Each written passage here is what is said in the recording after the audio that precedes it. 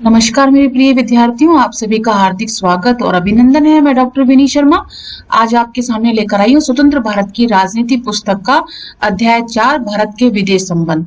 बच्चों, भारत के विदेश संबंध में सबसे पहले हम नेहरू जी के साथ, भारत के प्रधानमंत्री नेहरू जी के साथ हम देख सकते हैं एनक्रुमा जी को, जो घाना के हैं।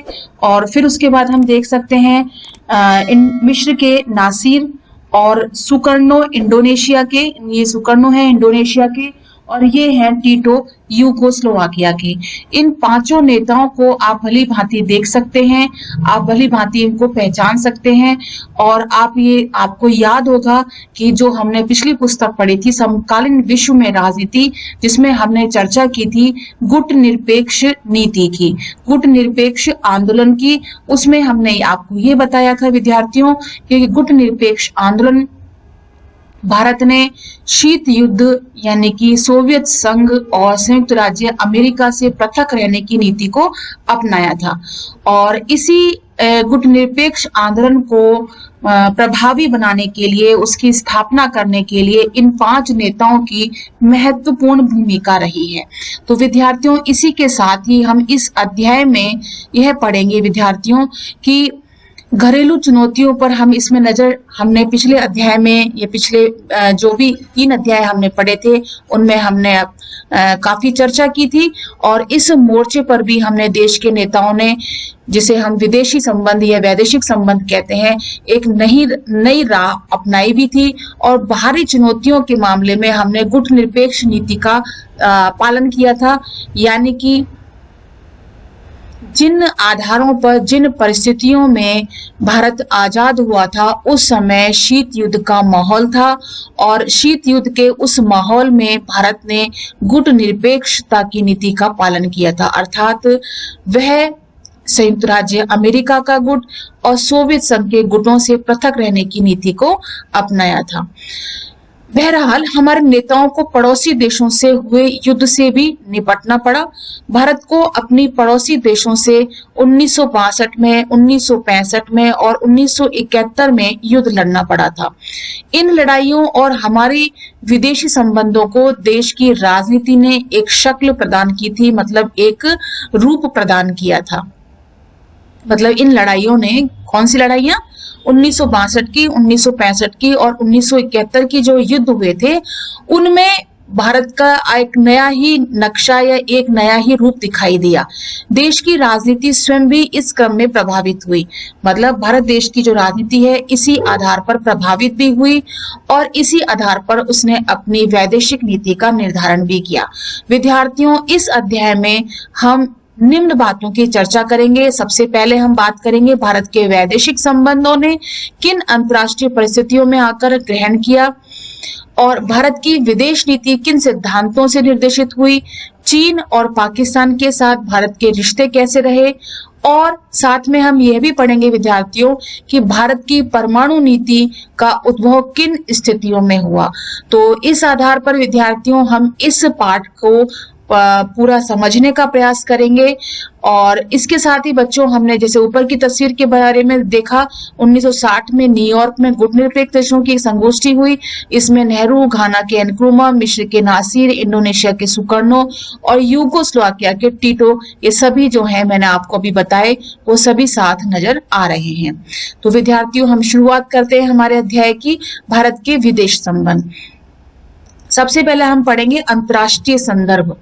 भारत बड़ी विकट और चुनौतीपूर्ण अंतर्राष्ट्रीय परिस्थितियों में आजाद हुआ था। दुनिया महायुद्ध की तबाही से अभी बाहर ही निकली थी। उसके सामने पुनर्निर्माण का सवाल प्रमुख था। एक अंतर्राष्ट्रीय संस्था बनाने के प्रयास हो रहे थे और उपनिवेशवाद की समाप्ति के फलस्वरूप दुनिया के नक्शे पर नए देश नमूदार हो रहे थे।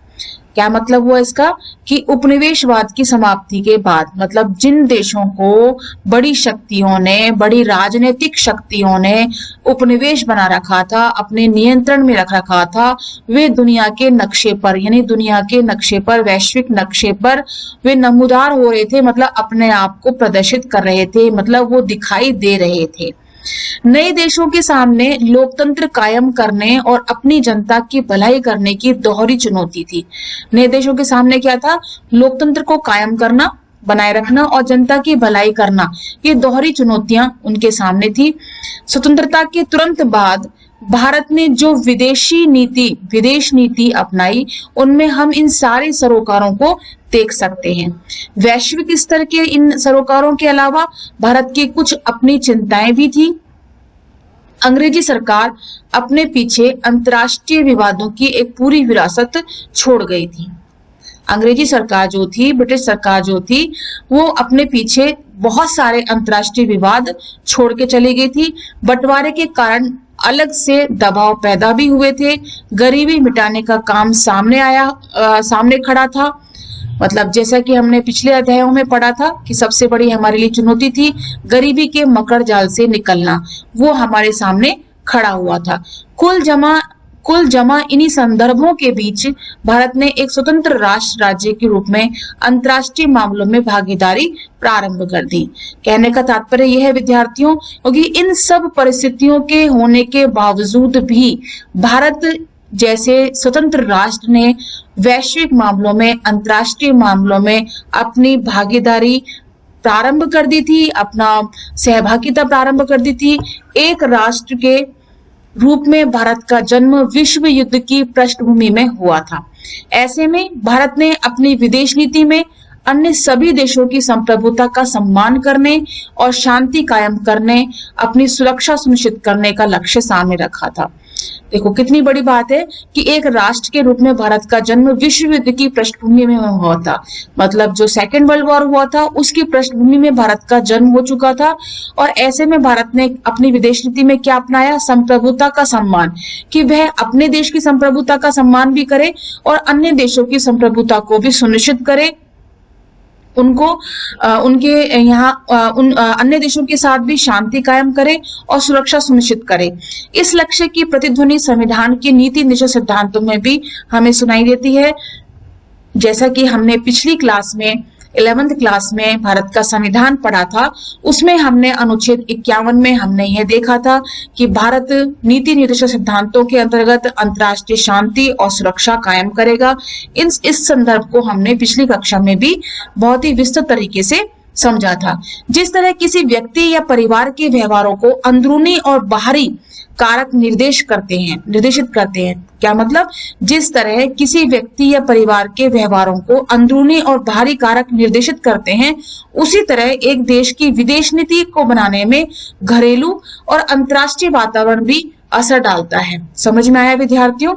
जिस प्रकार से एक व्यक्ति या परिवार के जो व्यवहार होते हैं, जो परिस्थितियां होती हैं, उन परिस्थितियों को उसके घर की परिस्थितियां और बाहर की परिस्थितियां प्रभावित करती हैं, उसके आचरण को प्रभावित करती हैं, उसके व्यवहार को प्रभावित करती हैं। उसी प्रकार से बच्चों विदेश नीति के अंतर्गत भी यही होता है। राष्ट्र की घरेलू नीति और उसकी अंतर्राष्ट्रीय वातावरण किस प्रकार का है, उसी के आधार पर ही विदेश संबंध बनते हैं। समझ में आया? इसके बाद विकासशील देशों के पास अंतर्राष्ट्रीय व्यवस्था के भीतर अपने सरोकारों को पूरा करने के लिए जरूरी संसाधनों का अभाव होता है।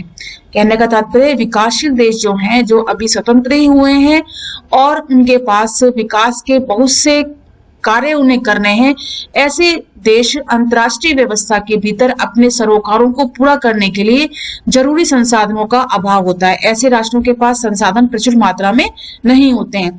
इसके चलते वे बड़े बड़े देश की अपेक्षा बड़े सीधे साधे लक्ष्यों को लेकर अपनी विदेश नीति तैयार करते हैं। मतलब वो बहुत बड़े लक्ष्य लेकर नहीं, बल्कि बहुत हल्के फुल्के छोटे मोटे लक्ष्यों को साथ रख करके अपनी विदेश नीति का निर्माण करते हैं। ऐसे देशों का जोर इस बात पर होता है कि उनके पड़ोस में अमन चैन कायम रहे। मतलब ऐसे देश जो हैं वो किस बात पर जोर देते हैं कि पड़ोस में रहने वाले जितने भी देश हैं वहां पर क्या हो, शांति बनी रहे और विकास होता रहे।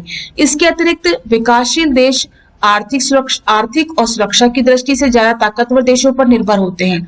ऐसे देश क्या होते हैं, हमेशा आर्थिक दृष्टि से और सुरक्षा के लिहाज से अन्य देशों पर निर्भर होना उनका मजबूरी बन जाती है।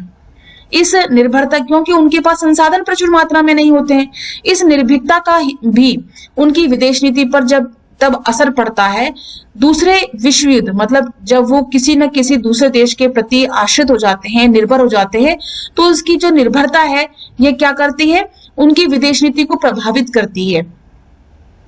दूसरे विश्व युद्ध के तुरंत बाद के दौर में अनेक विकासशील देशों ने ताकतवर देशों की मर्जी को ध्यान में रखकर अपनी विदेश नीति अपनाई, क्योंकि इन देशों से इन्हें अनुदान और कर्ज मिल रहा था। आप देखिए कि सेकेंड वर्ल्ड वॉर के बाद अनेक विकासशील जो देश थे वो ताकतवर देशों की मर्जी को ध्यान में रख करके ही अपनी विदेश नीति को अपना रहे थे। क्यों? क्योंकि उनको वहां से क्या मिल रहा, आर्थिक सहायता मिल रही थी उन देशों से। इस वजह से दुनिया के विभिन्न देश दो खेमों में बंट गए। दो खेमे कौन से हो गए? एक खेमा था संयुक्त राज्य अमेरिका, उसके समर्थक देशों के प्रभाव में रहा, और दूसरा खेमा था सोवियत संघ। इसको भी हम पिछली किताब में समकालीन विश्व राजनीति में हम भलीभांति पढ़ चुके हैं, और आपने, जैसा कि इसमें बताया गया है, समकालीन विश्व राजनीति में हम पढ़ चुके हैं, और आपने इस किताब में गुटनिरपेक्ष आंदोलन के बारे में भी विस्तृत रूप से पढ़ा है और हमने समझाया भी है। आप इस किताब में पढ़ चुके हैं कि शीत युद्ध के बाद अंतर्राष्ट्रीय संबंधों का संदर्भ पूरी तरह से बदल चुका था, और बहरहाल जब भारत आजाद हुआ था, अपनी विदेश नीति तैयार कर रहा था, तब शीत युद्ध शुरू ही हुआ था, और दुनिया बड़ी तेजी से दो खेमों में विभाजित हो चुकी थी। अब देखिए, जवाहरलाल नेहरू संविधान सभा की एक बहस के दौरान मार्च 1949 में उन्होंने एक वक्तव्य दिया। आप देखिए, आजादी किन चीजों से बनती है? आजादी बुनियादी तौर पर विदेश संबंधों से ही बनी होती है। यही आजादी की कसौटी भी है। बाकी सारा कुछ तो स्थानीय स्वायत्तता है। एक बार विदेश संबंध आपके हाथ में निकलकर दूसरे के हाथ में चले जाएं, तो फिर जिस हद तक आपके हाथ से ये संबंध छूटे और जिन मसलों में छूटे, वहां तक आप आजाद नहीं रह सकते। कहने का तात्पर्य ये है विद्यार्थियों कि जिन चीजों के आधार पर हमने आजादी प्राप्त की, उस आजादी का क्या तात्पर्य है, इसमें समझाने का प्रयास किया है। और यदि हमने उस आजादी को, उस स्वतंत्रता को दूसरों के हाथ में सौंप दिया, तो निश्चित रूप से हम फिर वापस से वही स्थिति में पहुंच जाएंगे। अब आगे देखिए, जैसा कि मैंने आपको बताया था कि पिछली जब हमने 11वीं क्लास पढ़ी थी, उसमें हमने भारत के संविधान में ये पढ़ा था कि संवैधानिक सिद्धांत के रूप में भारतीय संविधान के अनुच्छेद 51 के अंतर्गत अंतर्राष्ट्रीय शांति और सुरक्षा के बढ़ावे के लिए राज्य के नीति निर्देशक सिद्धांत के हवाले से कहा गया है कि राज्य अंतर्राष्ट्रीय शांति और सुरक्षा की अभिवृद्धि करेगा, राष्ट्रों के बीच न्यायसंगत और सम्मानपूर्ण संबंधों को बनाए रखने का भी प्रयास करेगा, संगठित लोगों के एक दूसरे से व्यवहारों में अंतर्राष्ट्रीय विधि और संधि बाध्यताओं के प्रति आदर बढ़ाने का कार्य भी करेगा, अंतर्राष्ट्रीय विवादों को माध्यस्थम द्वारा निपटाने के लिए प्रोत्साहन देने का भी प्रयास करेगा। मतलब दो या दो से अधिक राष्ट्रों के बीच में किसी भी प्रकार का विवाद होता है, तो वह मीडिएटर के माध्यम से, मध्यस्थता के माध्यम से उनको सुलझाने का प्रयास करेगा, बजाय कि उनमें किसी प्रकार का विवाद करने से।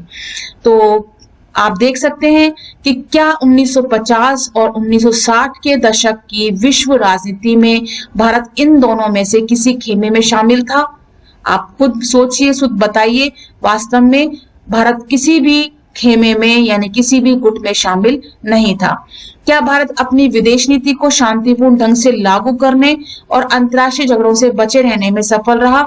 निश्चित रूप से भारत ने किसी भी प्रकार से किसी अन्य देशों में युद्ध के लिए कभी भी पहल नहीं करी।